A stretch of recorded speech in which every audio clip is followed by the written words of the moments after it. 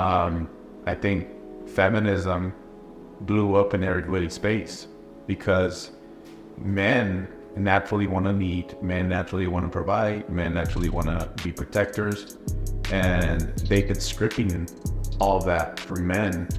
And we're now more worried about whether, I know it's going to sound bad, but whether we can do our makeup better than women, or we can wear tighter pants than women, instead of doing what we're naturally wired to do, which is being providers, being leaders of our families. And now you have women wondering, well, where did all the men go? Well, you scared them away by telling them that it was wrong to be a man. Yes. They started demasculating a man layer by layer by getting, we go back to how do you eat an elephant one bite at a time, and they remove those layers one piece at a time to the point where now the man was wearing a skirt. And at that point, how do you go back? How do you go back? Think ultimately as a society, we gotta do better. We gotta do better for the generations to come. And what I mean by that is, man, step up your game, okay? Step up your game. And what I mean by step up your game is like, if you're out there trying to earn an honest dollar, okay, you're doing your job, but don't spend it all on alcohol. Don't spend it all. Don't go out there and do bad things with it. If you're gonna bring a child into this world, man, be a man and take care of that child. Provide for that child. That's what I mean by we gotta step up our game. We gotta do better as a man. If we want to be looked at and seen as these big, strong leaders and masculine people, do the right thing, man. And protect and provide and do good.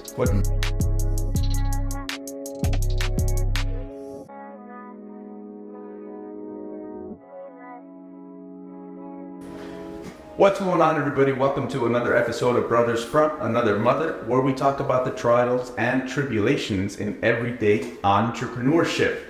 For those who don't know me, my name is Alex Maldonado. And I'm Renee Atkinson. And like always, today's a special day. We got a guest in the house, my friends. Here today with us, we got Rudy Cruz Jr. What's going on, man? Hey, thank you guys. Thank you for inviting me to be part of your podcast. I've been listening in and kind of watching some of your prior episodes, and pretty interesting stuff. And things I talk about, think about every day. Awesome, man. It's a pleasure to have you here. I always say anybody that takes the time to be here with us and spend the most, you're in real estate, so the most valuable piece of real estate that we own is our time. So the fact that you're here spending that time with us today means a lot. So from us, from the BFAM family, we really appreciate you taking that time. Yeah, man, and I really, I appreciate you being here as well, man, taking time out of your busy life to be here. And it's interesting to have somebody with us that watches us, because that really hasn't happened either. Yeah. So when the scene was on, we hadn't put anything out yet except for the shorts. But now, to have somebody here that's been listening in to be. Yeah. So to get going, why don't you tell us a little bit about yourself? That way, the listeners can get to know who you are and your background and how you got to where you are today. You guys have 40 years? It's a long ride, man. So I guess for the most part, right now, I wear two hats. I'm in politics. I'm a city representative for the city of Socorro. I'm also the mayor pro tem for the city. This is my third year serving the people of Socorro. Prior to that, I sat on the tribal council. I believe it was 6 or 7 years. I was actually one of the youngest folks on the tribal council for my tribe, which is the Esteta de Socorro, a federally recognized Indian tribe. And so I guess my political career kind of started there, but tribal politics is very, very different, and it was completely a whole different level of what I'm seeing over here on the city side. And prior to that, I worked for my tribe in federal government contracting. During that time, I had some contracts on Fort Bliss. I was on every single land port of entry from South Texas all the way to San Diego, California, and the entire Canadian border. We were at every single land port of entry for operations and maintenance of those facilities. I had some contracts on Fort Bliss. I had the Animal Control contract. I had the Sergeant Major's Academy contract on there. So I managed all of those contracts. It was fun. It was cool. I learned a lot.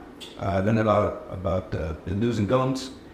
Prior to that, I worked for my tribe as a business development specialist, enabling small businesses access to capital, giving them small coaching lessons and, how to run your business, marketing and stuff like that.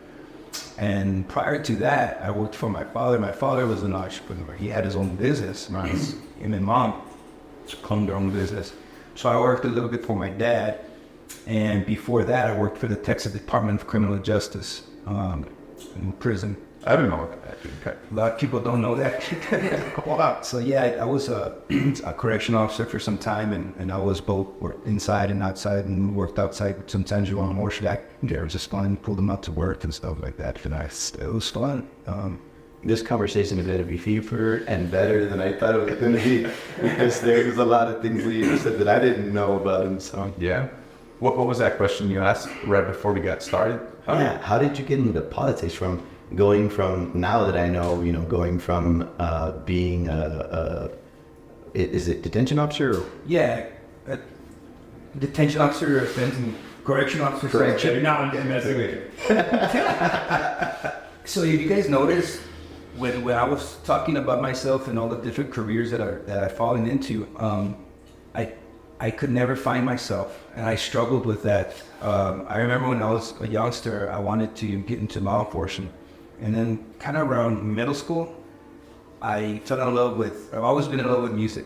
And I was like, I want to be a radio DJ. I want to be a radio personality. I think I'd be good for that. So I want to study communications. And then when I went to high school, I was really good at football. And I said, you know what? I want to teach and coach. So then I started going to school. I started off at the EPCC, and then I transferred over to UTEP and stuff like that. So when I was at UTEP, I was studying education. I was going to be a middle school teacher, 4th through 8th grade generalist. I mean, I could teach any grade or subject between grades of 4 and 8th, and I was studying to be that. During that time, I was working for my dad also, and I was making so good money. And to be honest with you, that's it. So I was probably making more money than the college professor teaching class. Okay. And what did your dad do? My dad owned his business, and so he installed radio, car audio alarms and stuff like that. Yeah, those were the days. We always talk about how everybody had a system with a car. They didn't have a car. They had a system with a car. Yeah. Yeah, the Bazookas and the Kenwood, Alpine. Dude, we used to have guys that would go throw like $2-3 grand in their car. Their car was like probably worth the same. Yep. The BFAM Honda had like 200,000 miles on it, but they had this awesome sound system. I tell Renee that those people couldn't drive and hear their radio at the same time because their car was so beat up that if they cranked up the bass, they would fucking break their car. The whole thing would rattle, the trunk would rattle, the doors would rattle. Yeah, man. So when my dad, that was his business. And so now that the vehicles started coming out, and just, yeah, I lost my pops in 2020 to COVID. I lost him.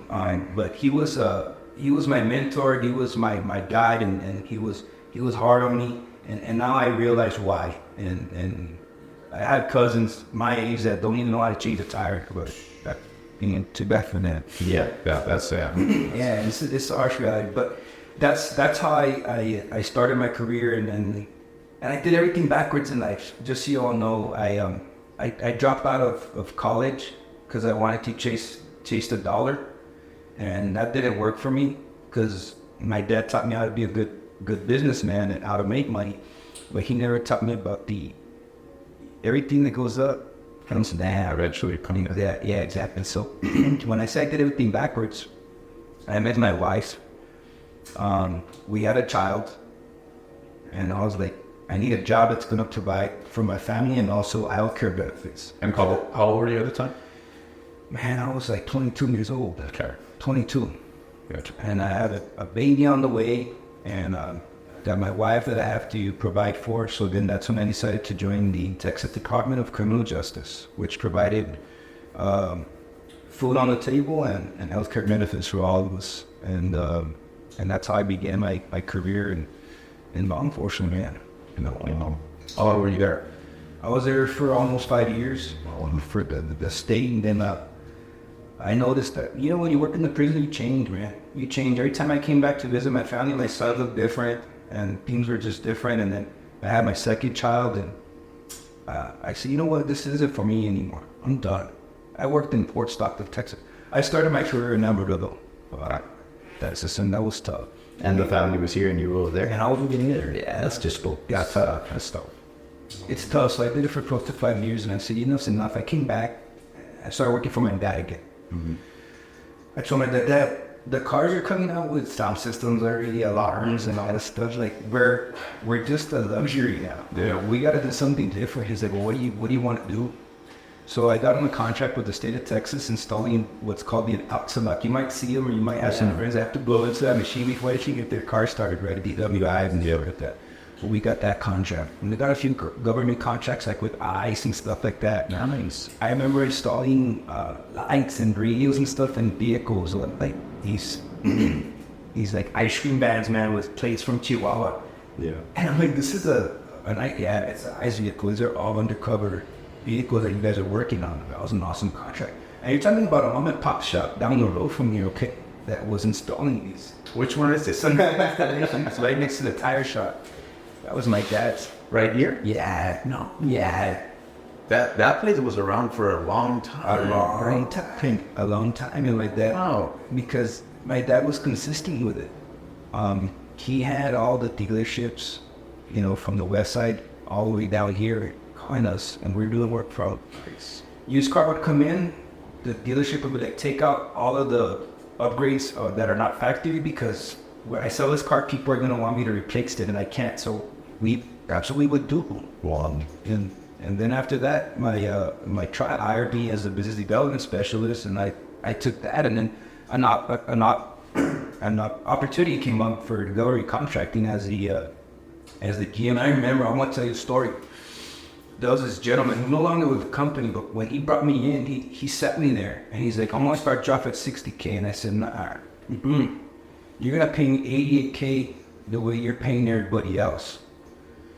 And he sat there, his eyes got big, and he's like, why? Because that's what I'm worth. I'm worth $88K annual.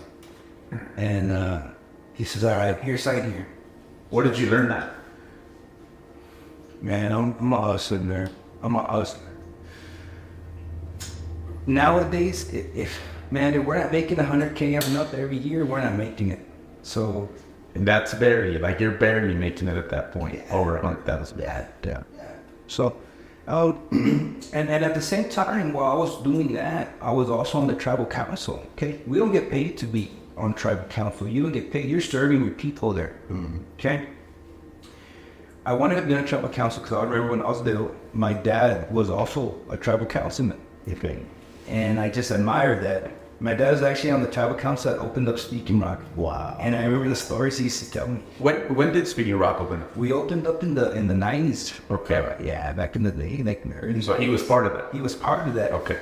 Man, I have a picture of the tribal council standing in front of a tractor when they were going to break ground on that building. Wow, what a legacy that. It was awesome, right? So I remember, and the stories my dad would tell me, he's like, man, because again, dad's job is to also criticize the son, right? So I'd always be criticized. He's like, man, you guys have people on the table with a lot of degrees and stuff like that. You guys are doing anything anymore. He says, when I'm on tribal council, man, we're lucky if any of us even graduated from high school. My dad's a high school dropout, man. Successful businessman. They had the vision, and they were hard workers. And sometimes that's all you need, man. So I learned a lot from that ops, and that's how I found my way into politics. From the tribal council, then I decided to run here with the city of Socorro. There was an opportunity that came up for District 3. And District 3 is the old part of Socorro, and it's actually the largest voting population of Socorro. That's where all the pioneers are at, the people that been here from generation to generation. That's the area that I represent, the Socorro mission and all that, the mission trail. That's my area. So I have a passion for history, culture, and things of that nature. But at the same time, I was like, I can sit here and complain all day about my streets, my sidewalks, my lights and stuff like that, my taxes. But if you don't get in there and actually make a change, then don't sit back and just, yell from the back of the bus, get in there and get things done. So I decided to run. When I ran, there was 3 other people that were also running for the position. I held my first campaign kickoff event at the Three Missions Brewery. People showed up, and the people running my campaign were the same folks that helped Oscar Leeser doing his campaign, right? They said, Rudy, your campaign bent up like if you were running for like state rep. We've never seen a crowd like that. So it drew a pretty good crowd, and I think that my audits, they saw that and they said, you know what, we don't want this. So they all dropped out of the race. Come final day for putting your name in the hat for the deadline, I was the only one there, so I won unopposed, and I didn't have to run a full election. It was just I won unopposed for walking along. So that was exciting, but at the same time, I wanted the challenge. I wanted to see what the voting was going to look like. I wanted to see by how much I was going to win or lose. And I didn't get an opportunity to see that. Well, that's an ultimate competitor mindset. That we all have that competitiveness inside, so that it's neat to see. I don't know if everybody has that though. I don't think everybody. Look, the thing is, we haven't been exposed to the fact that we have it. Even the people that think, even the people that think they don't have it, they just need to be exposed to the fact that, look, man. Let me give you an example, and you tell me if this makes sense. Give a Nerf ball to like a 2-year-old kid, okay, and get him like a little indoor basketball. Every time he shoots and he makes it, he gets excited. Oh, I got it. I made it, Hey, Dad, come check me out. 2, 3-year-old. And when they don't make it, they get mad, they get upset. The problem is that as we continue, this is a parenting issue. As life continues, then we were just having this conversation. They start to remove that dog from you. But down with the core, everybody wants to compete. We are competitors. We want to do something in life, because you can tell with 2 and 3-year-old kids as they're growing up, go to any event, and these kids are 5 or 6, and they're getting this. My son plays baseball. You see him strike out, they're let's go. So we all have that competitiveness. It's a society issue, institutional issues that are driving or extracting that competitiveness out of children, and then they grow up to be 30 years old, and then you see them. You want to know something cool about all of us on this earth is that something we all have in common. We're all born fearless. That's a fact. We're all born fearless, man. And what happens is that as you grow up, you touch the stove top, you burn yourself. You know not to do that again. Okay. As you grow and you go throughout life, you fail. Now there's 2 types of people that fail. Okay. There's those that fail and they don't want to fail again. So what do? They stay stagnant at that level because they don't ever want to experience or feel the way they felt that time. Stay comfortable. Exactly. They're comfortable at that level. And then you have those that fail and they say, I know what I did wrong. I'm going to go back and do it again. I'm going to do it like this. Those are the people who succeed. Every successful person that you see on TV, on TikTok, on YouTube, or in life, every successful person has failed more times than that person sitting at home with, there's nothing wrong with it. No, there's nothing wrong with your annual salary and your family, and we're content here and we're happy with it. There's nothing wrong with it. But those that want more out of life are the ones who have failed and failed and failed time and time again. That's the only way you're gonna succeed and reach that peak. You have to live. I'm gonna be honest with you. I talked about all the good things that happened to me. Okay, I talked about the butterflies and rainbows, but what I didn't talk about is all the times that I failed. Okay, there was a time where I was in the unemployment line. Okay, I used to get food stamps. You know how embarrassing that was, especially for me, from a child, man. That my dad was a good provider, I was the guy that got made fun of at school by my friends. He could have bought pee and all that stuff. That was me. Mom drove a new vehicle every couple of years because Dad could afford it. Okay, that was me. Now, for me to be the man of the house, having to go get food stamps, I remember I used to go to Walmart in the middle of the night when Walmart was still open till midnight because I didn't want any of my friends to see me pull out that Lone Star card and pay that food stamp card. You know what I mean? It was embarrassing for me. And this was while you were a father? This was while I was a father. Yeah, exactly. It was during a period where I couldn't find myself, man. I knew I had talent. I knew I was talented. I just couldn't find myself. Was this during while you were working as a you didn't say detention, you said correctional officer. I was a correctional officer. Right. Yeah. And so on my 4 days off, I used to work with my dad in his business, right? Because that was the extra money that I needed. But I couldn't catch a break, man. Yeah. I just couldn't catch a break. And I didn't know what the hell was wrong with me. I was like, man, you're so talented. Get it together. What is it that you want to do? I just couldn't find myself. So then I found myself, and again, my tribe has been there for me. Every time I have failed, they have been there for me. When I needed food, they provided food. When I needed a job, they provided a job. When I needed money, they helped me find that way to earn money for my family. And they continue to do that for me today. I work for my tribe still today, running that farm operation that we were talking about earlier. But I have failed so many times that it doesn't faze me anymore. We're gonna fail, man. We're gonna fail, in style. I've been asked, hey Rudy, if you ever believe that when you die and come back as an animal, what do you want to come back as? And I go, man, I'm gonna come back as a fighting rooster. And like that, and then that's right. And you're like a fighting rooster. Like, why not like a nice dog, have a pet, an indoor pet? Yeah. I'm like, man, the fighting rooster is the only animal that ain't afraid of dying, man.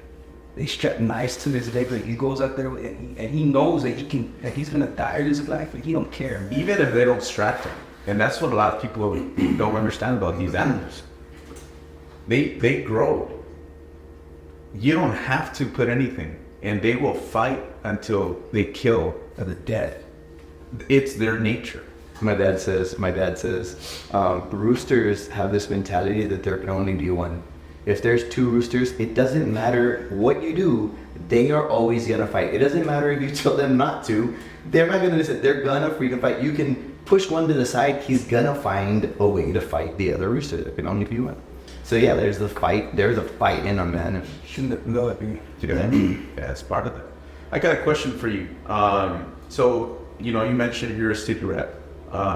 So being a city representative, what are some of the most pressing issues in the community today? How do you envision addressing these challenges while also trying to stay true, to values and the needs of the community? So that's the question you asked me is the one that I ask myself every day when I wake up as a city rep. Okay.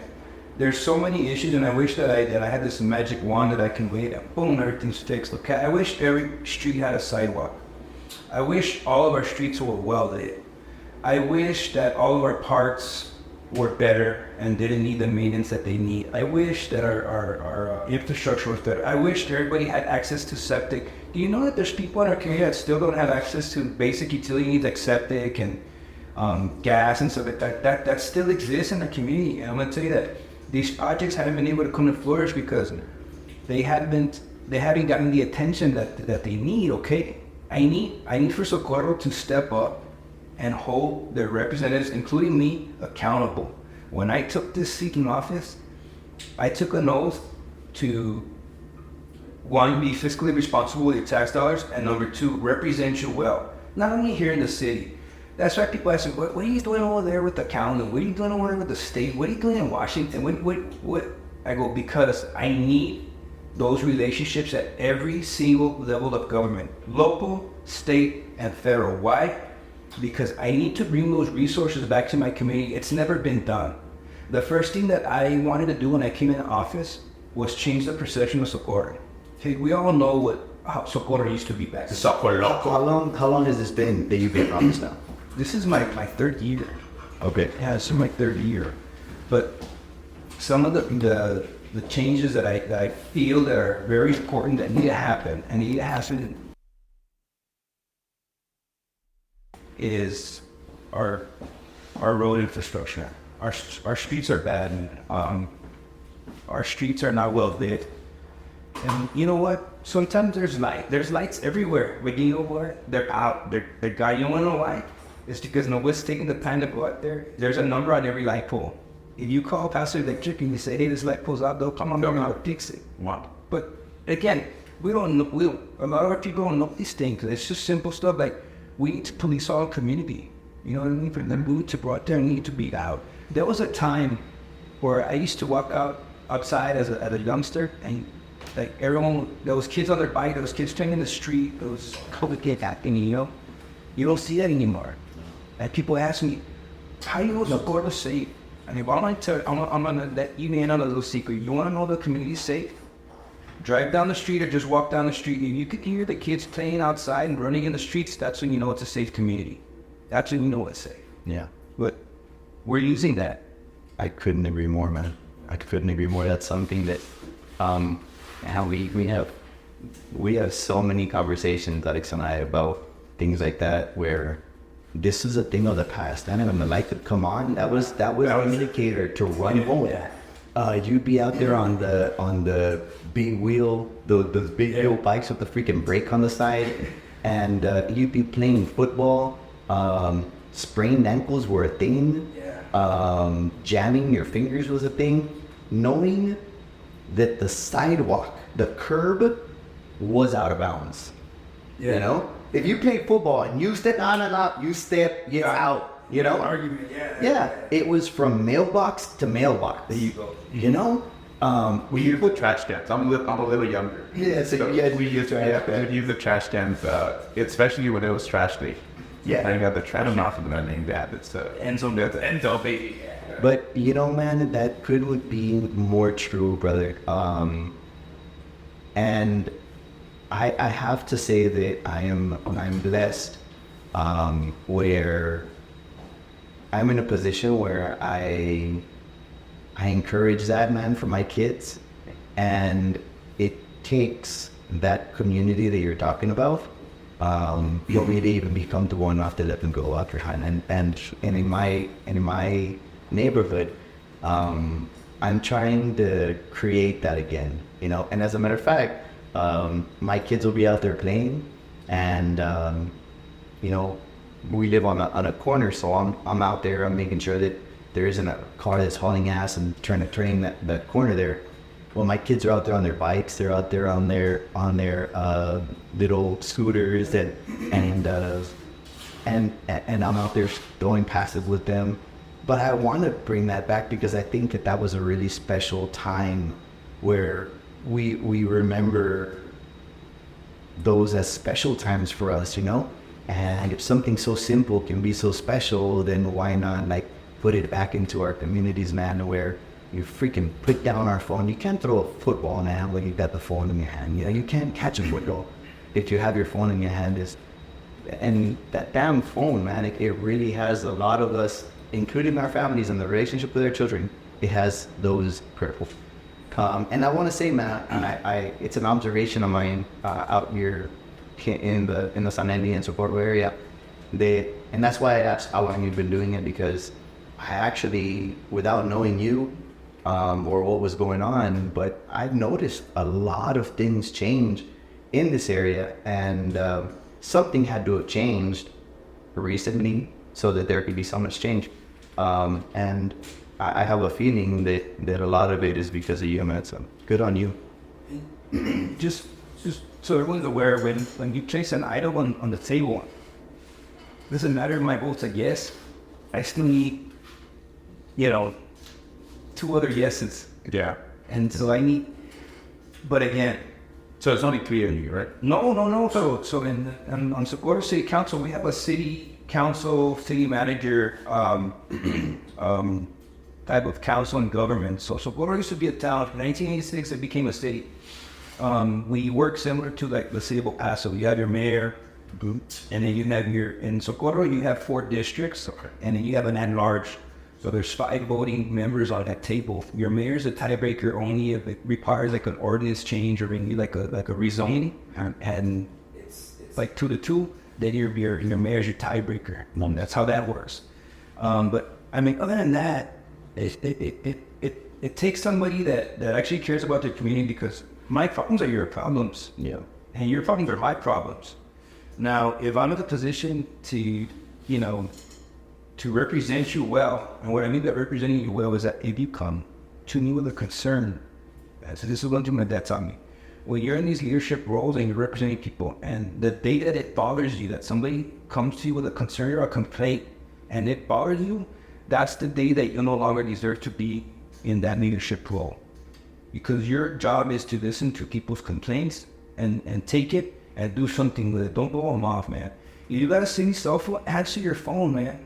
If you get an email, answer your email. If somebody calls you, because it's happened to me before, they'll cuss me out. They'll tell me all kind of, this lady the other day at a community meeting, she walks up to me, man, and I'm blessed to have the Boulder community be the way they are, because they ground you and they humble you and they bring you back to where you need to be. She talks to me and she says, "Mijo, ¿te puedo decir algo?"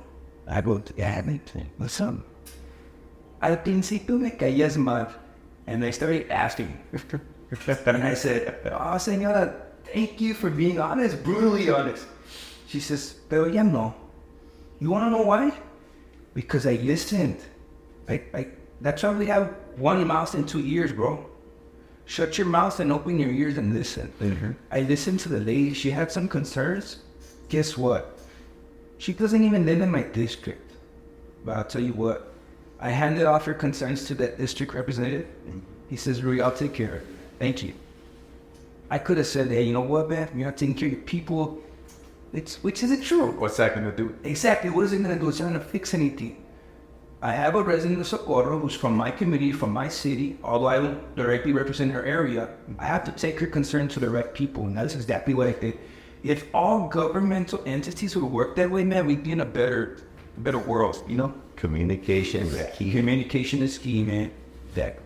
What was our experience this week with the city of El Paso? It was difficult, man. I'm not gonna lie. It was tough. Yeah, but oh well. I mean, be honest with you, Woody. This is why we started the show, being to inform people. And we're not trying to bash anybody or anything, but this is a new way of media. Is the people just like they listen to the show, they listen to multiple shows. They're not listening to the news anymore. They're listening to these shows, and if we can sit here and inform people what we can do to get the people's attention or the government attention by letting them know, hey, this street needs to be fixed, or this light needs to be fixed, or let me inform the community about the steps they need to follow if they want. Even that simple, what are the steps that need to be followed in order to submit a complaint, stuff like that. Who's the city or who's the district there for this district, whatever. This is a great way to inform people. But I had another question for you, and I love to learn about culture. I like to inform myself about that. So, in your opinion, I had it down here. What are some misconceptions or misunderstandings that people outside of the Tiwa community may have? And how can individuals and the broad society better understand and support the community's aspirations and progress? That's a good question. As a matter of fact, it takes me back to a time I was sitting at a bar in Santa Fe, New Mexico, and there was an Indian casino there, right?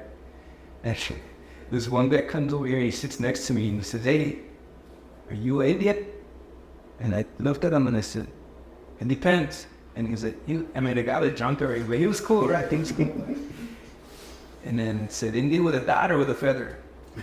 What do you look at me? And he said, "Oh, they got feathers." And I said, "Yeah, I'm Native American. I'm a Native American, I'm an Indian." He said, "What tribe?" And I go, "One Pueblo." He said, "What kind of Indian are you?" And I go, "Is hunter-gatherer?" That's cool, right? I'm hunter-gatherer. I mean, like, I don't ride a horse, Dan, and like, I don't wear feathers in my hair, you know? If that's what you ask me, he's like, oh, that's cool, but what kind of Indian? So the way I try to explain to people is like, if you could break it down between categories, you get your Pueblo Indians, which all of us are located along the Rio Grande, from down here all the way up to New Mexico. We're all Pueblo Indians, and Pueblo Indians, there's a strong Spanish influence on the Pueblo tribes. And if you notice, all of the Pueblos that are located along the Rio Grande, they're located along the Rio Grande because they use that river as a resource to build their homes out of mud. They're using mud and water. We were farmers as well, and we did a little bit of hunting. But we're all located along the river because that was a resource that we needed to plant, and we needed that water source. And then you have your Plains Indians, right? Your nomadic natives who moves with the buffalo and the seasons, right? And so those folks, you'll see them over like over on the East Coast and up north and stuff like that. I'm gonna tell you something, man. As Native Americans from any tribe, especially mine, we come in all shapes and colors, man. We got people in my tribe, remember, they got curly hair, they got blue eyes, they're light skinned, they're dark skinned, they're in between. They ask me, how do you want your coffee? I go, put enough cream in it to where it gets the skin, the skin tone of my color. That's how I like to do my coffee. But, you like a little bit of coffee when you're cream. Yeah, exactly. Exactly. But we come in all different shapes and colors. And then people ask, you guys speak, you guys have we do have our own language, and it's taught at a very young age. And our preschool program, it's taught there. It happens there. I remember my wife, I tell you, my wife is Mexican, she's from Chihuahua. She called me one day, she says, hey, the kids are telling me something, what is it? Is it bad? What does it mean? Because they're using the native language there. And she says, they keep telling me how, that means hurry up, let's go. And I said, and I explained to her what it means, but just having that strong Spanish Mexican influence on the tribe here, not all of us are married within the tribe. Some of us did marry tribal members, some of us didn't, but they're accepting of our culture, they've embraced it. Our kids now, like mine, are Native American, and they're also Mexican, and I teach them both. Look, this is your mom's culture. When we go to Chihuahua, and look, that's all he did, because they asked me, why do you live like this? Martha, well, what are the water tanks on the roof? I teach them lesson. And I show them, this is how life is over here. This is where mom grew up. This is how mom was raised. But I also teach them the ways of my people, right? But it's up to us. It's up to us as adults to keep the traditions and culture alive with our children by showing them how things are worn, why they're worn, the colors, the significance, the foods, the traditional foods and stuff like that. But if you're asking me about, from the outside looking in, how do you guys live, man? We live like you guys. We go to Walmart and buy our stuff too. We don't live in teepees. The common misconception is only during the powwow. So like the powwows are cool because we open that up to the public. That's something that you all can come in here and you can enjoy our culture. But the cool thing about it is our powwows we invite just different nations, and I call them nations because we're sovereign nations throughout the U.S. Right? They come and they visit us, and we have this big powwow, and it's a gathering. And the largest one is usually in Albuquerque, New Mexico. It's the gathering of the nation.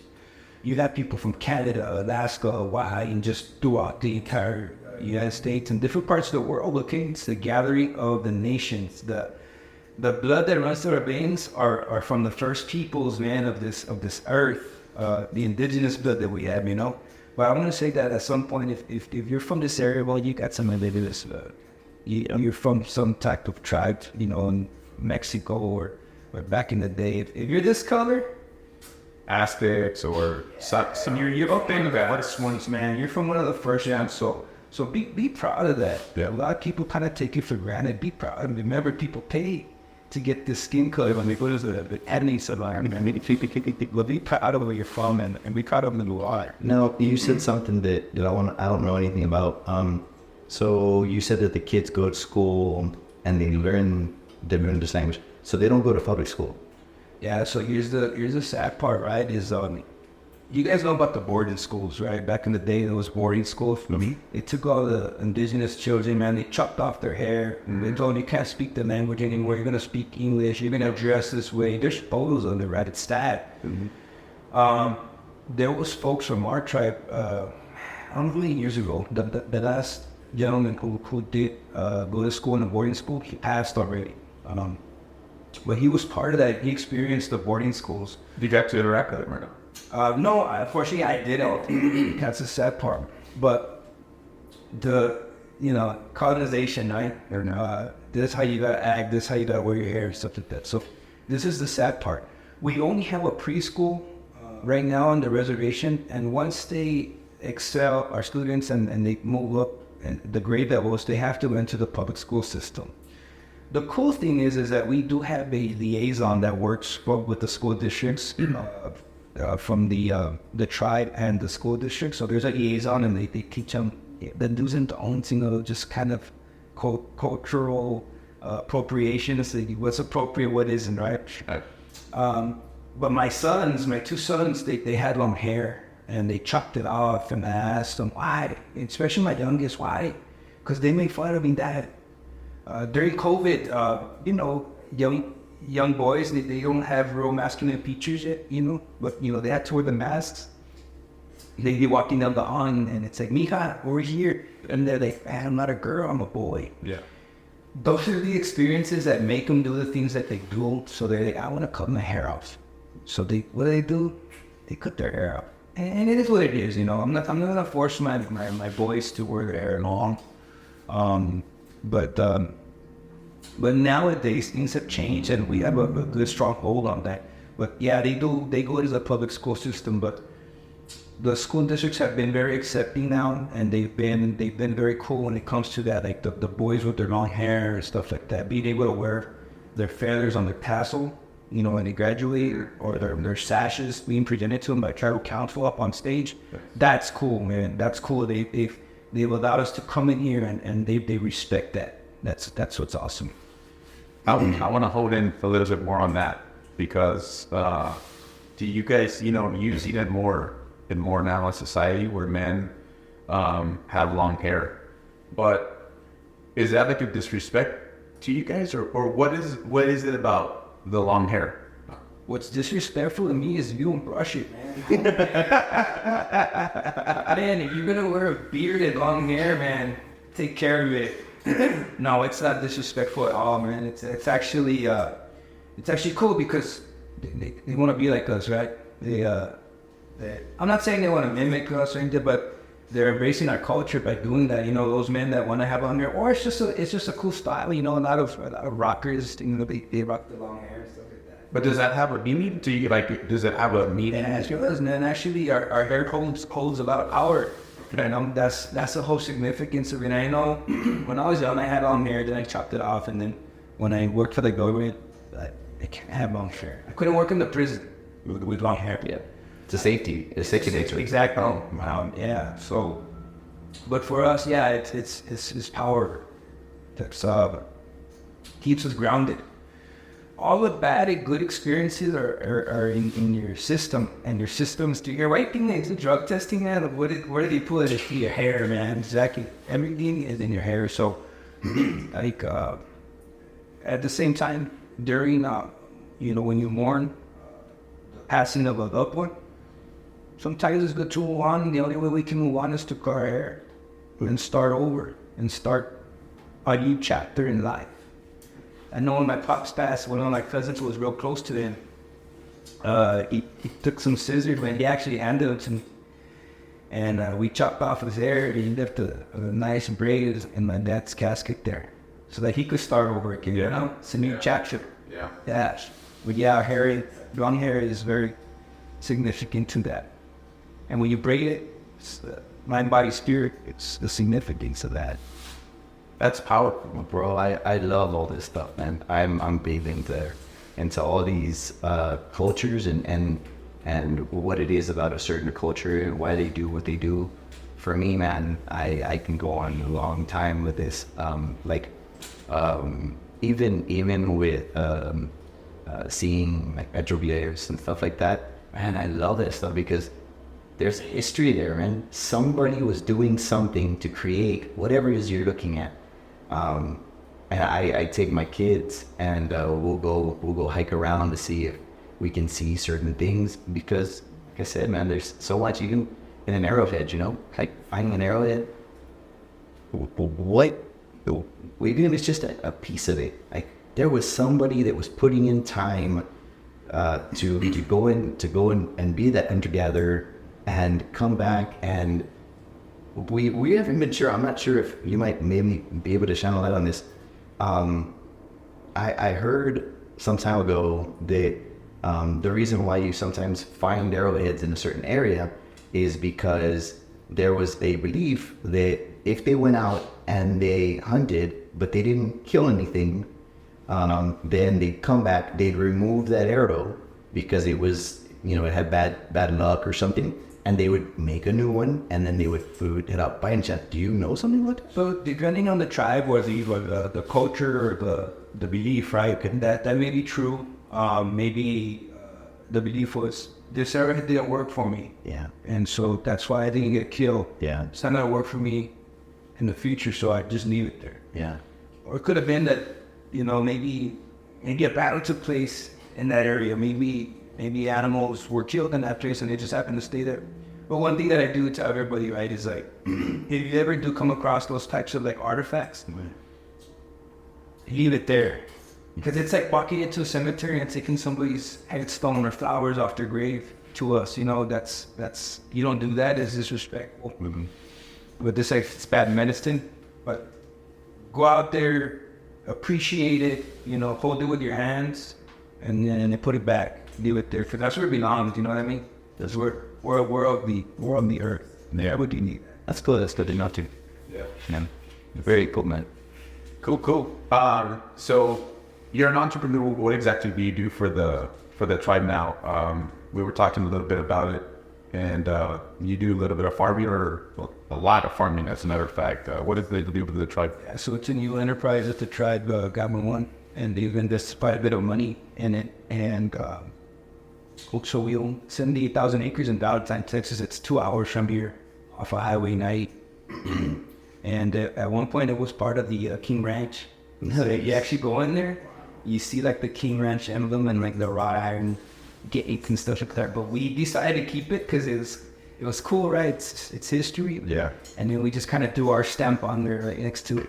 So it's cool. And so we got a cattle ranch up there too, and a big old ranch house where our tribal members can stay out there kind of for a year. Mm-hmm. So we draw names, and you get the big old cabin for a weekend and stuff. But it's cool, man, because that's what our people are worth, and that's what we want them to know. That's what they're worth. But the farm sits on a 500-acre field, and we don't do the traditional flood irrigation. We pump all our water through the wells. The water source up there, it's really, really good. You can literally drink this water coming out of it's so clean, it's good. And we have like drip tape set up underneath the field there, about 6 inches deep, and everything runs off of Wi-Fi. And it's a very, it's cutting edge technology that we have out there. It's awesome. I can also not only irrigate, but I can push any type of fertilizer chemical through the system as well. It's awesome. All of our machines, our tractors, are John Deere, and they work off a satellite. So I have a satellite up there, and the tractor pretty much drives itself if I want it. I can set the speed, and it'll do a straight line every single time if I'm planting. This is how awesome it is. I'm planting, when the tractor comes around and do the second pass, it will move itself over or accommodate itself to where it's not going to put seed on an area that's already been seeded. That's how smart it is. And so it's more efficient. I'm not wasting seed, I'm not wasting fuel, and I'm not wasting time. And that technology that we're using them. And so, I'm sorry. So you plant out there is mainly grass, mainly alfalfa, yeah, and our stuff. So we send out our water to laboratories to get tested. We send our soil to get tested, and then once we have our first bales ready to go, we'll go ahead and test that, and we'll check like the relative feed value on it to see how good it is. Because just like anything, right, you have your good hay, Your quality standards. yeah, exactly. So we strive for quality. Ultimately, we don't want any bugs or beetles or weeds that can contaminate our hay. Because ultimately, when it goes to our clients, we want something that we want to do quality product for our clients. So let's keep your animal. A lot of our hay goes to East Texas, and East Texas is where all the horse people are at. That's where all the big rodeos are at. Mountain View and the Dice, Texas, and all that. So the majority of our hay goes out there in East Texas, and we're feeding the rodeo horses, man. These horses that are worth 25 to 50K. Yeah. There's $1 million horses. There's $1 million horses. The last thing I want to do is give somebody a fat bale of hay, you know, yeah, ultimately. Yeah. Very cool.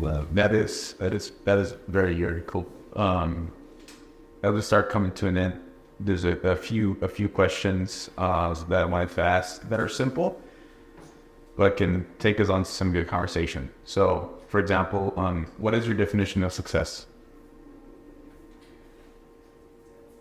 I wouldn't be able to measure success with money or with my hands.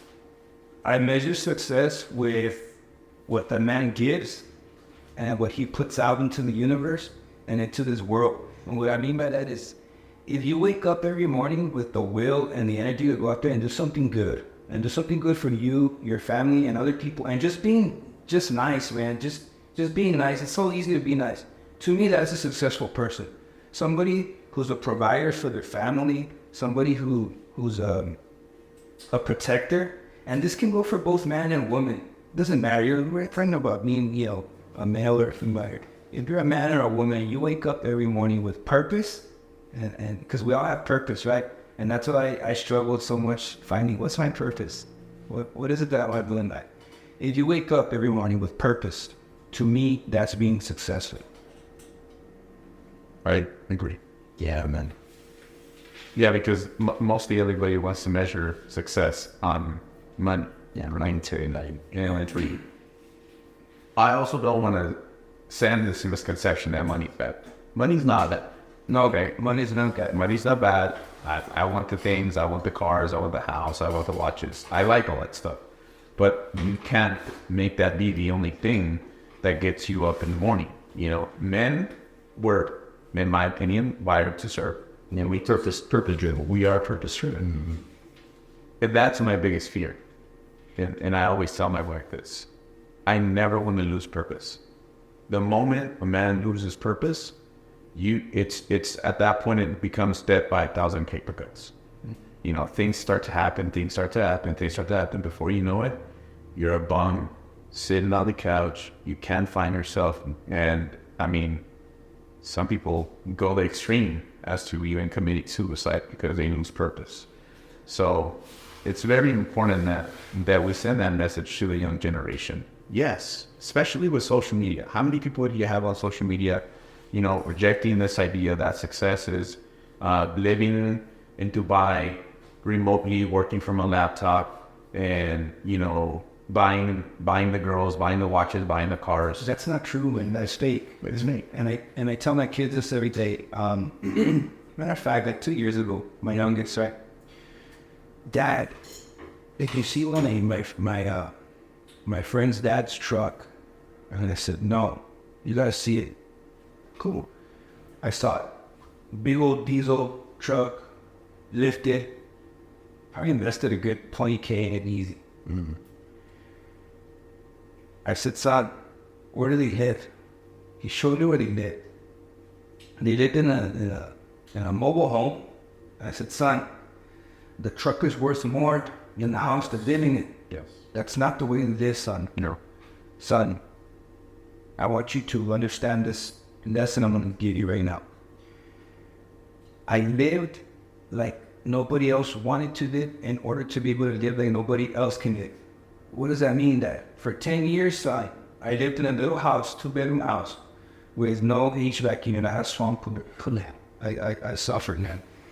A little too better when you can flip an egg from the living room, okay? Yeah, it's sad. Yeah, I lived like that with no Wi-Fi, no cable TV, no nothing for 10 years in order to give you guys the life that you deserve.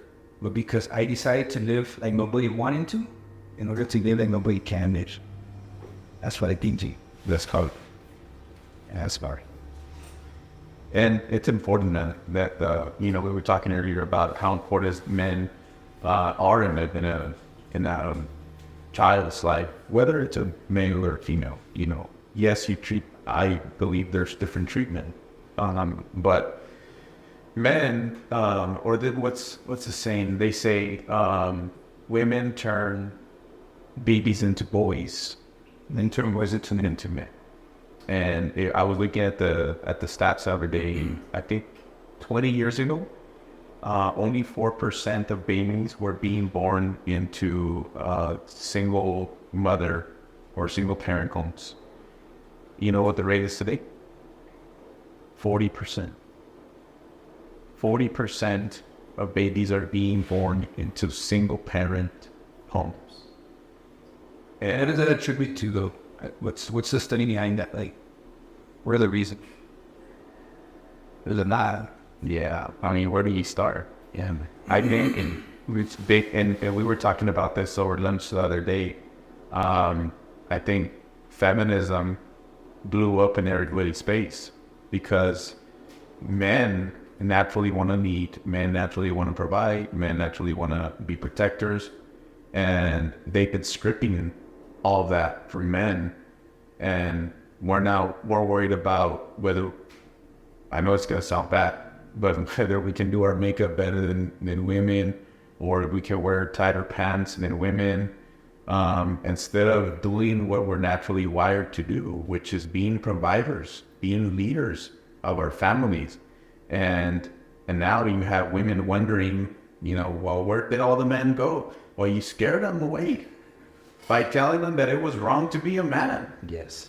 They started demasculating the man layer by layer, by getting, we go back to how do you eat an elephant one bite at a time, and they remove those layers one piece at a time to the point where now the man was wearing a skirt. And at that point, how do you go back? How do you go back? Still ultimately as a society, we gotta do better. You gotta do better for the generations to come. And what I mean by that is, man, step up your game, okay? Step up your game. And what I mean by step up your game is like, if you're out there trying to earn an honest dollar, okay, you're doing your job, but don't spend it all on alcohol. Don't spend it all. Don't go out there and do bad things with it. If you're gonna bring a child into this world, man, be a man and take care of that child. Provide for that child. That's what I mean by we gotta step up our game. We gotta do better as a man. If we want to be looked at and seen as these big, strong leaders and masculine people, do the right thing, man. Protect and provide and do good. What's gonna happen though, and what they need to understand is what's gonna happen when they try to do that. And what's going to happen when they try to be masculine and they try to, challenge the status quo, or as a barber says, when you try to shave against the grain, you're going to get a lot of repercussions. Mm-hmm. People are going to look at you like you're wrong. People are going to look at you like you're off. Where did you learn this? What are you learning at home? Look, blow them up. You have to blow them up. And you have to understand that if you're running in the opposite direction of the masses, it's going to be lonely and people are going to talk shit to you. That's okay. That should be the indicator that you're doing the right thing.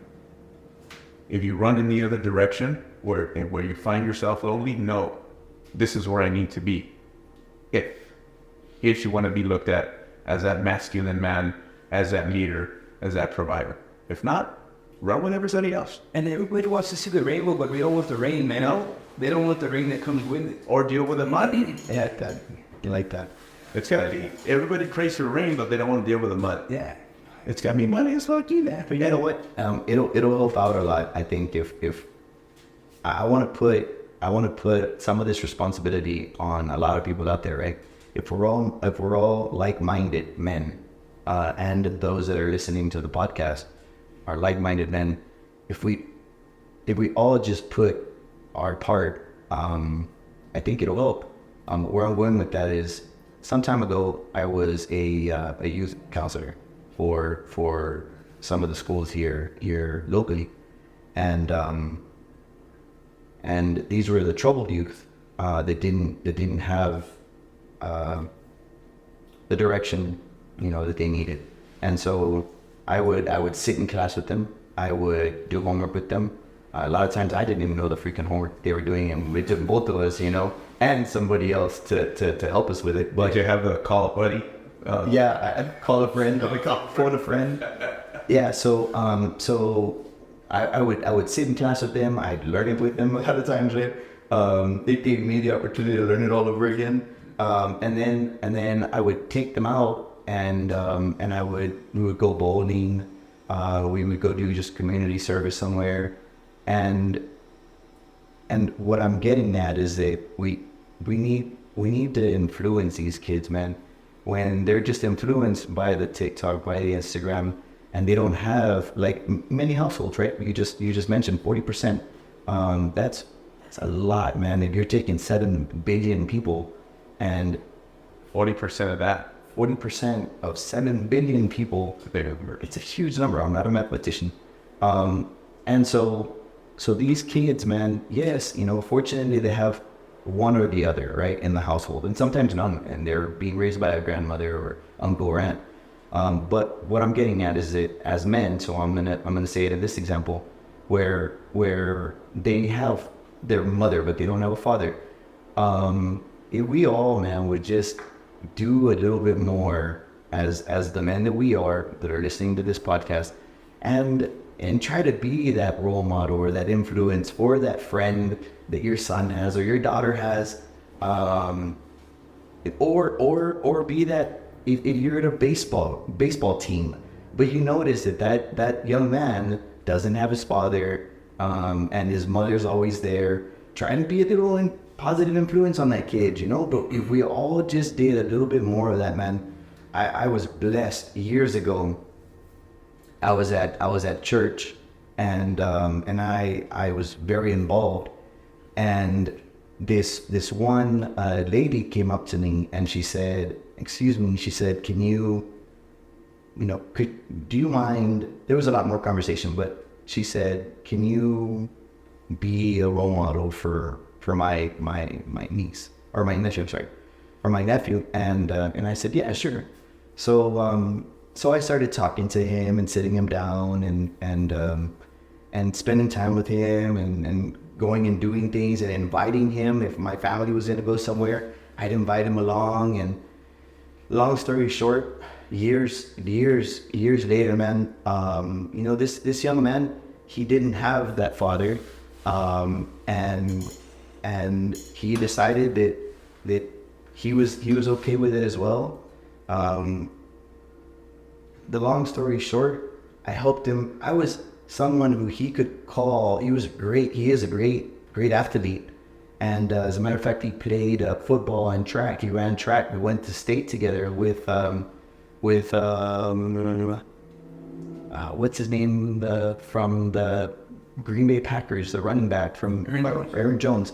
He ran track with Aaron Jones, and he was in football with Aaron Jones here at Burgess. And he had somebody now on that in those bleachers that he was able to introduce as his dad, So eventually he said, "Hey, do you mind if I call you Dad?" And I was like, "No, Milo, if you're feeling that, then I'm okay with it," right? This has been a few years now that I had been around him. So I also got the opportunity to have someone in my life they looked up to me, And I was there for his football games. I was there for his track meets. He decided he wanted to go into the Marine Corps. That was difficult for me because I said, "Son, I really appreciate that you want to be like me by going to the Marine Corps, but I'm worried that something happens to you. Your mom's going to have that out for me because I was this role model that, that you went to the Marine Corps for. And so luckily he got a great job in the Marine Corps. He still went to the Marine Corps. He got out of the Marine Corps and he said, hey, Dad, he said, I want to be like you. I want to go to the Border Patrol. And so he became a Border Patrol agent after that. And now he's serving the country. But it was all because I decided to, that I would take that upon me. You attention. Yeah, man. So I just think that, we do need those big brother groups out there. We do need things like that so that we can be that positive role model, man. And we talked about that before. And I felt that I hadn't gotten something off my chest where I said, that we needed them to aspire to be something, right?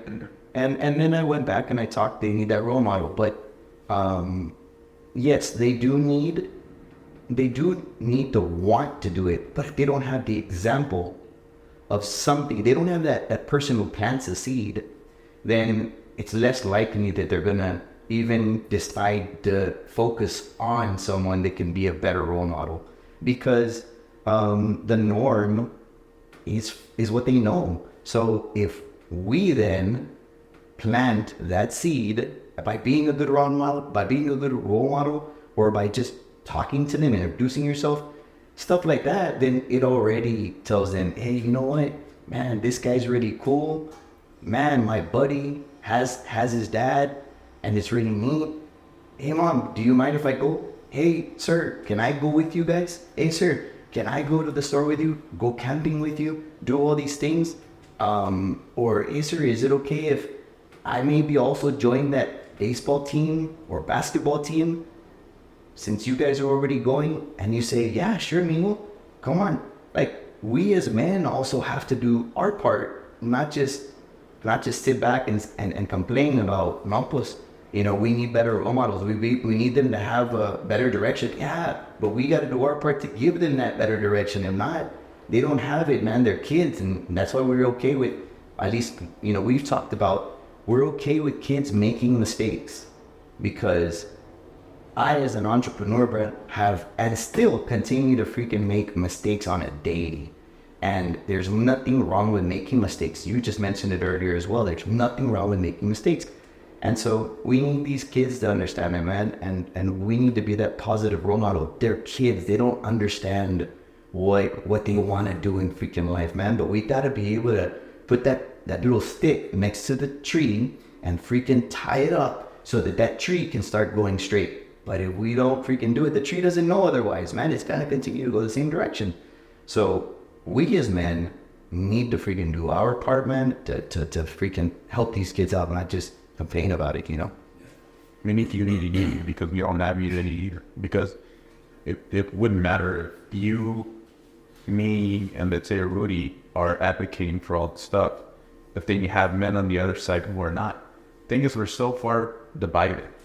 Yeah, that's the biggest issue that we face. We're so divided. We have no unity. But you know what, man? This is the thing. We cannot allow. It's like if somewhere along the way, man, the person with the loudest voice, we can say, got a hold of the microphone. And why did we allow that? When do we say, hey, you know what? It's time for me to get the freaking microphone as well, man. Like, let me talk. I want my voice heard. We can't be the ones that just sit back and expect things to happen, man, get better. At some point, man, that other person that yells more, that's so forth, now has the microphone, and we need to change that, man. So just one last thing. My kids, we were driven to different parts of town, and we've visited other cities. They've asked me, Dad, how come their parks are so much nicer than ours? Because they vote. What do you mean? To your vote, that's your voice. The more people who vote get heard. Okay? In the area that we live in this region, we've been politically weak for so long, which is why our streets look the way they look. Our infrastructure is the way it is. There's construction everywhere because we've been neglected for so many years. Okay? It's because we don't vote. Okay? I go tonight every day reading a book. And one of the books that I read, it talked about these scientists. They went into the African jungle, right? And this one scientist noticed as they were traveling, this tree, well, actually it was like a series of trees, would light up, and then they turn off all at once. And he's, what the hell is that? And he noticed, like, far away, it was just kind of like sparkling, but it wouldn't light up the way these trees would. So after doing a study, and this guy was studying animals and insects and stuff like that, he visited the trees at night, and he noticed that there was this type of species of firefly. Okay, and the males are the ones that light up, and then they shut out. The reason why they do that is that's to attract the female to come in and mate, right? They did a study and they noticed that tree would just sparkle here and there, they had lower chances of mating than the trees that would light up altogether and shut off altogether, light up altogether and shut off altogether. Those are the trees that were just knocking out babies left and right, man. I use that concept here in government because if we all raise our voices together and we're heard, that's what's going to attract those other resources and opportunities for businesses and people to get the infrastructure that we need. The same thing goes in society. If I tell everybody what an awesome business this is or the podcast, and I tell them about it, and I shine, guess what? You shine, I shine, we all shine. If everybody had that mentality, we wouldn't be in the world that we're in today. We shut off? Start. I'll get mine. Well, I was done anyway, so.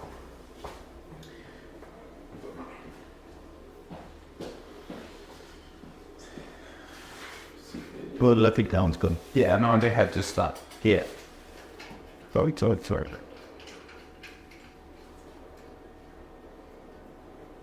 So,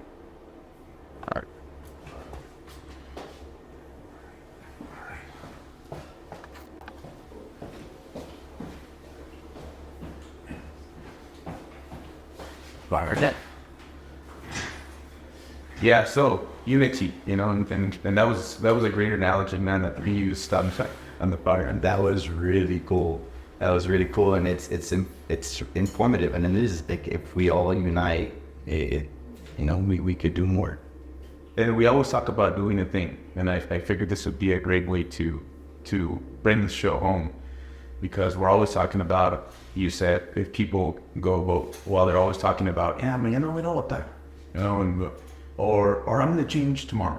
I'm going to be better tomorrow. We're always talking about doing the thing. And I ran into this essay by Strangest Loop that it's the title of the essay is Things That Aren't Doing the Thing. And Matt, it just, as I started, I read it probably like 10 times because I want to get it right. And every time I read it, it makes more sense, but it also makes me laugh even more, because you come to realize how many times we say we're going to do something and we don't do it. But we feel like we did it because we said we were going to do it. Right? So it's an essay from Strangest Loop, Things That Aren't Doing the Thing. Preparing to do the thing isn't doing the thing. Scheduling time to do the thing isn't doing the thing. Making a to-do list to do the thing isn't doing the thing. Telling people you're going to do the thing isn't doing the thing.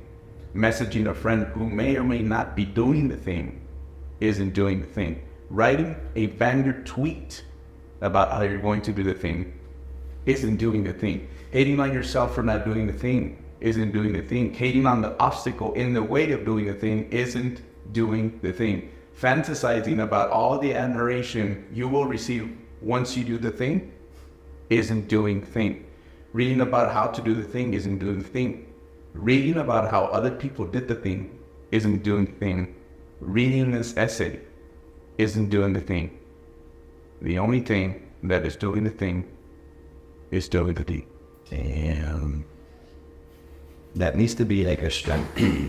That needs to be a shirt. Like the whole pattern on the shirt needs to be all of it. That's And that's, people ask me, you're in politics, you're a politician. And so they, man, I don't know where politicians got a bad name, but somewhere along the line, they got a bad name.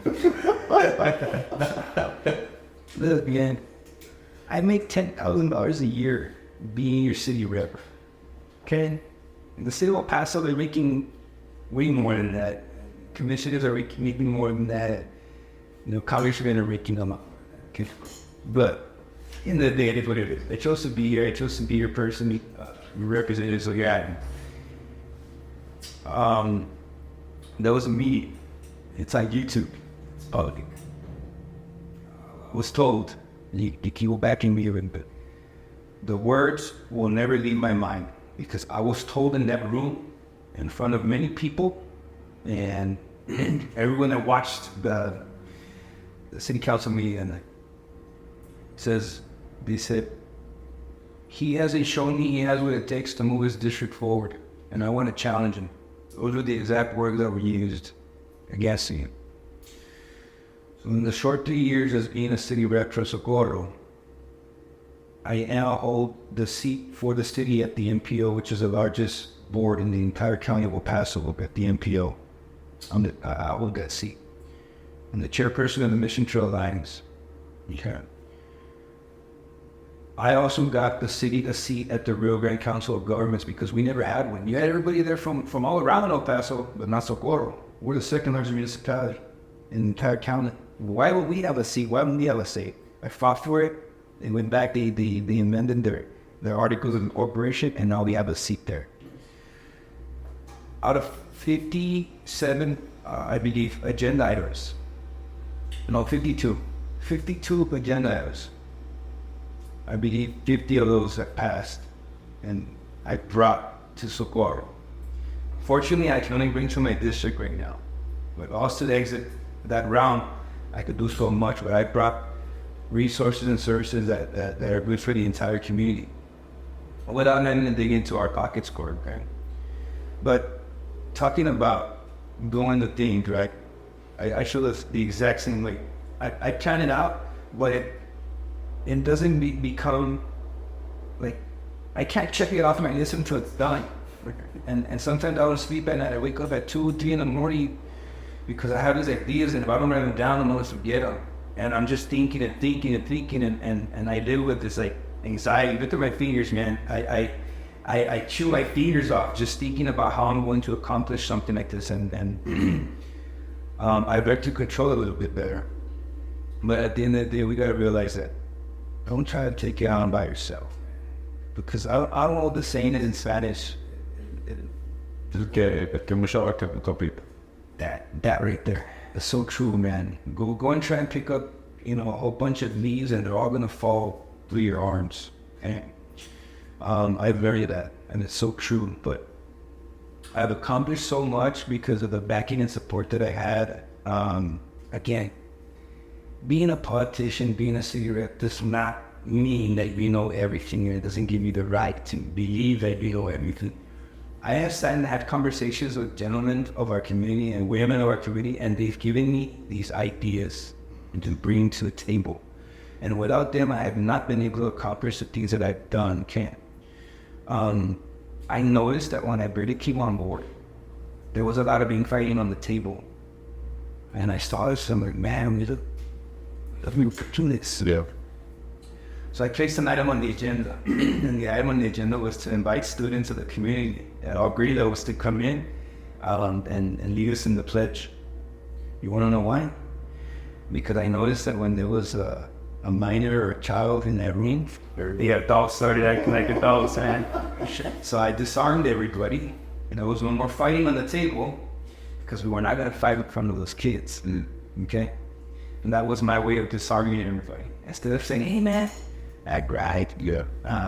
I use the kid. So the kids teach us something now, okay? Get the power. So right now you're one of the city reps for Socorro. Do you plan on anything else in the future?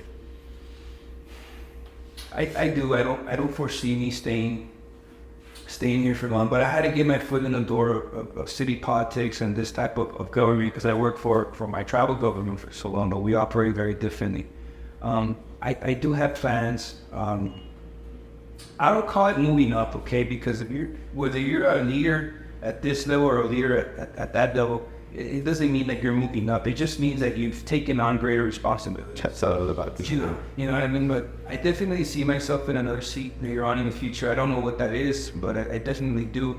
One, I found my calling. I like helping people. You know, if I can get paid at the same time, then so be it. But the $10,000 that I get from the city and county, I end up giving half of that back to the community and the sponsorships of that. Because you know what? And there's kids in our schools that the only meal that they get is the one they get at school. Mom and dad don't have money to take them on a field trip to this location. And if I can get sponsorships to bring in and take our kids up there and experience those types of places and stuff, why not? And our kids deserve that. And if I'm in a position to make it happen, then so be it. If being able to buy pizza for the whole school with partners and stuff like that, and making the kids feel special, like on a Friday, they go, have a pizza party. Why not? Why not, man? Because when they go home, then they don't get that treatment sometimes. We don't know how it is. That's why I tell people to tread lightly on people's lives because you don't know what's going on the inside. You know what I mean? Be kind and be nice. That's a great case. And Yeah, when that was very on to me. I was raised by the single mother, man. Yeah, I was that kid. And if there's any way that I can get back, we always find means. But so I'm gonna finish off with this. Before we go, anything else? How can people help you? Where can they find you? Or any whether it's advice or just how can they help? Listen, my number's on the city's website and webpage. You can find my cell number there, my direct line. I mean, you can call that number and I should pick up the phone. If I don't pick it up, it's because I'm on another call or I'm in a meeting or I'm getting something, but I guarantee this, I will always call you back. That's one thing. That's one of my pet peeves. When I call people, they don't call me back. Or I send an email and they don't email me back. Oh, man, to me, that's disrespectful. Yeah. And I'll never disrespect people like that, especially a taxpayer. I'll never do it. You deserve my time. You're paying for that cell phone, so you might as well get an answer on the end of that line. Yeah. All right. Well, I'm going to finish with this. But what is the number? My city cell? I have my personal number memorized, but let me get you that one there. It's, of course, it's 915-238-8197. And my email is district3@costx.us. And the COSTX just stands for City of Socorro. It's the acronym for City of Socorro. So district3@costx.us. That's where you can email me. And again, I welcome any concern or phone call or any way. Man, the simplest of things won't even bother me. I've had people call me, there's a dead dog over here. Just take care of it, man. Doesn't cost me much to pick up the phone and call. Yeah. What's the population? You happen to know? So if you Google the population of Socorro, they're going to tell you that we're anywhere between 30, I think it's 34, 36,000. I want to say it's a whole lot more than that because I don't believe the census is updated. Mm-hmm. We have so much residential development going on right now that the population has gone up.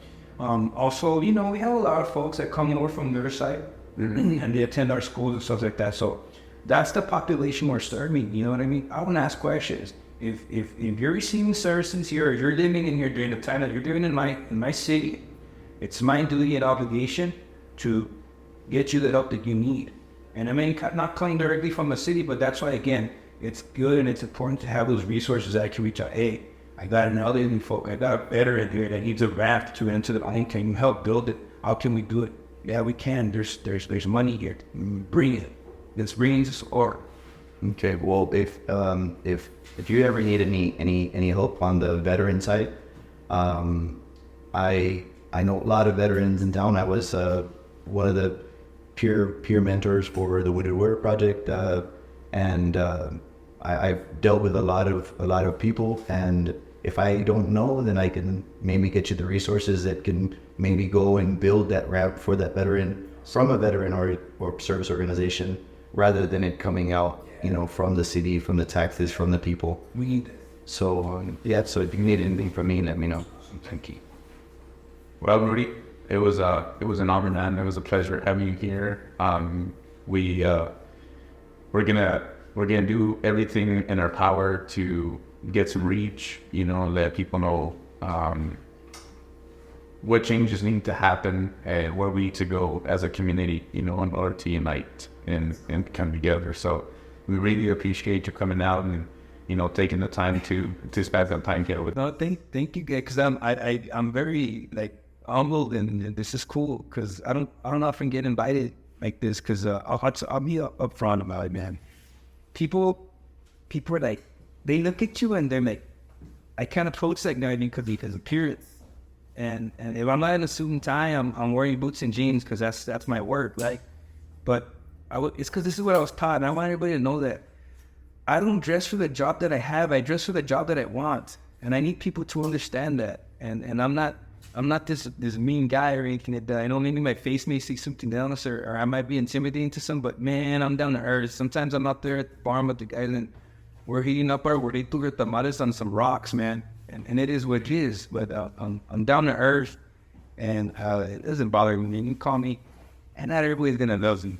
You're gonna have dollars and hands. The one thing you're gonna get with me, there's no gray spots. It's the black and white. You know what I mean? That's my story. Very cool, man. I've got a lot of questions there. We can talk about this later. Yeah. If there's a way that people can help out at the rounds, things like that. So we can talk about that right now for sure. Yeah. Cool. All right, guys. Well, but again, thanks for tuning in. Thanks for staying with us through this hour and a half. We hope that if we brought some value, if you're getting some information, if we made you laugh, share the show, And again, appreciate you guys for the support that you guys have been showing. And with that being said, remember that the price doesn't go to the fastest guy. The price goes to the guy who slows down the least. So keep your back against the wall, stay driven, and we will catch you guys on the next one. Peace. Peace, guys. Y'all take care.